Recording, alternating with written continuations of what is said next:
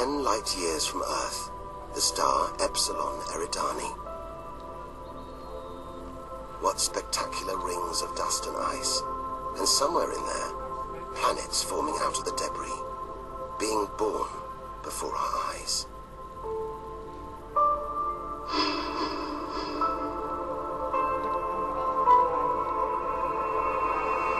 Asteroids and comets everywhere.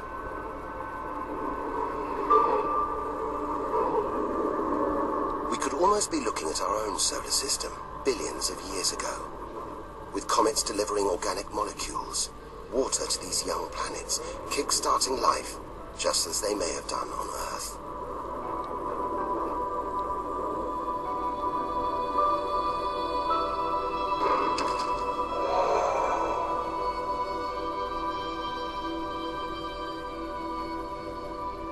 At the center of all this action, a star smaller than our sun. It's still in its infancy. Oh God, he's in the middle. Any life in this solar system would be primitive at best.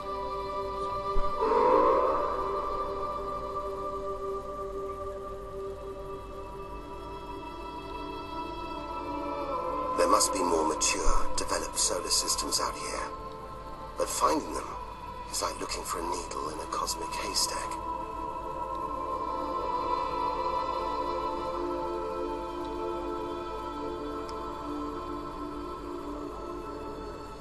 Light years from Earth. Star Gliese 581.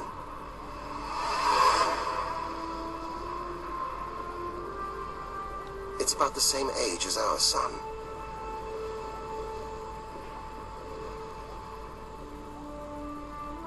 And orbiting it, this planet. It's just the right distance from its sun. Any closer and water would boil away. Any further, and it would freeze. Ideal conditions for life to have evolved.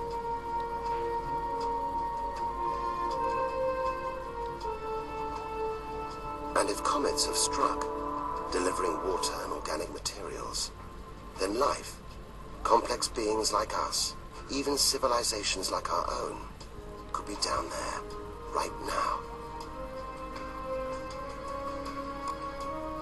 And if there are, even at this distance, they could be tuning into our TV signals, watching shows from 20 years ago. And here's your host, Joe Dublin. But until future generations can find a way of communicating over these vast distances, all we can do is speculate. Us and them, living parallel lives, unaware of each other's existence. Unless life has been and gone.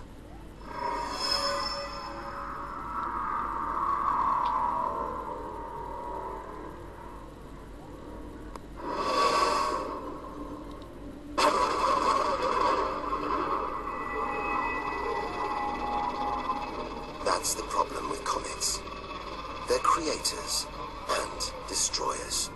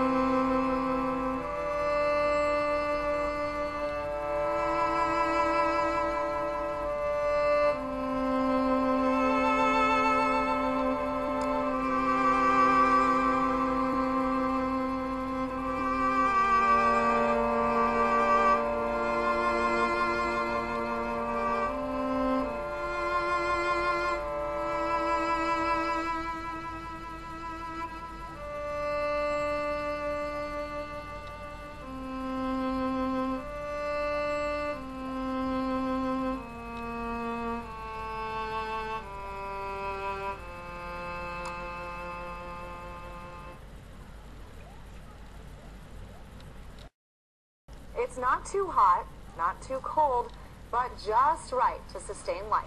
Scientists say they have discovered a new planet that could have the ideal conditions to support living organisms. And it's located right here in our own solar system. Space entrepreneur Jeff Manver joins me now with this new discovery, planet Goldilocks. What can you tell me about this? Well, I mean, it's really cool. I mean, after 11 years of looking, they found a planet that's not too hot, not too cold. Temperature is about 10 degrees Fahrenheit. It always faces its sun, so it might be a little hotter, it might be a little colder, but it looks like it supports water.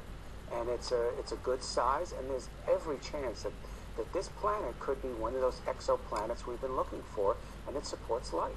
And I was kind of reading in terms of how they decide if it can actually support life. And having a water component is one of the things.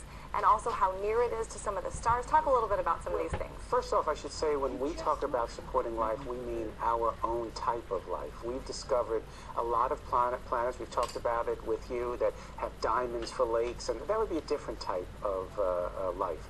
This looks like it could be our type of organic life, and it's because of the temperature, the gravity, the stability, where it is from the sun, and so it just seems like this is the kind of place that could be a sister planet for us. All right, and switching gears now, I know last night a somewhat important vote came down. The House and Senate voted for a space policy. It's the one President Obama pretty much wanted. Talk a little bit about what's included in this. It was an amazing moment of bipartisanship. You don't hear those words in Washington too often. You have to go to outer space to get it. That's right. And the House voted to follow the Senate. And the White House got about 70% of what it wanted. It means that it's now American policy that low Earth orbit will be commercial. You'll have private companies ferrying people and cargo to space. It means that NASA should work on a permanent presence of humans beyond low Earth orbit. It means we'll be going to an asteroid. I find that incredibly exciting. And it means we're not driven by one goal, one race, go to the moon. You know, that type of space race. And so this was a very exciting moment for those of us who want to leave this planet. Well, and speaking of leaving this planet, I mean, this is very interesting to me. I know that Russia is working on developing an outer space hotel, and this seems like something that's so far off, but they're saying it could be ready in as few as 18 months. They've already got more than 300 people who sort of paid, put money down to be the first ones. Talk a little bit about what this entails. Well, first off, there's competition already. I mean, you have Sir Richard Branson at Virgin saying he's going to do a hotel. You have an American entrepreneur, Bigelow, who's working with the Russians to do a hotel. I'm a little skeptical of the Russian plan because you always hear these plans coming out of Russia. Technically, they can do it. There's no doubt they can do it. Do they have 300 people signed up? I'm not sure. What it means is we're entering a wonderful time where you and I are going to have a chance to go to space. It's coming. You can see it. The policy's lining up, technology's lining up. So it's really an exciting moment. I mean, I think that's incredible. What's orbit's going to do? No longer will it just be, Hawaii or Costa Rica. Would you like to go to outer space? And talk about, I mean, certainly these hotels in orbit. You say there's competition already. How will people get there? Well, they'll get there through private sector companies that are announcing. Boeing has just announced they're working with Space Adventures, an entrepreneurial company, to ferry tourists to space. There may be others coming along. Elon Musk, the entrepreneur with the electrical cars, and he has a multi-billion-dollar contract with NASA to ferry cargo, and he wants to take people to space. You're seeing competition. There's a company called XCorp, which is working out of California as well. And you're seeing the ingenuity of the private sector, as we have long argued, finally breaking down the centralized government space program. So there's going to be competition, there's going to be hotels, there's going to be games in space, and it's just going to be a cool time. And I know